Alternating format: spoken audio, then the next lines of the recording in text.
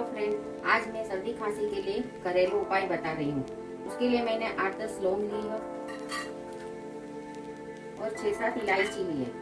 इसको मैं रोस्ट करूँगी। इस तरह का कलर होना चाहिए। अभी मैं इसको कूटूंगी। अब ये मैंने कूट लिया, इसको अभी छन्नी में छान लूंगी। अभी मैंने इसका पाउडर बना लिया है 1 चम्मच। अभी मैं इसमें अदरक का जूस डालूंगी। मैंने अदरक को पीस लिया है मिक्सी में और उसको छन्नी में छाना है।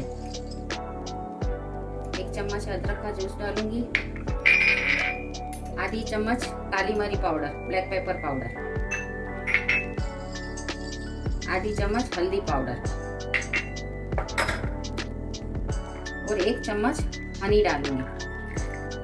और इसमें मैं आधा चम्मच घर का देसी घी डालूंगी। तो मैं सब मिक्स करूंगी। आप ये दिन में 2-3 बार आधी चम्मच ले सकते हो। इससे बहुत जल्दी खांसी ठीक हो जाती है।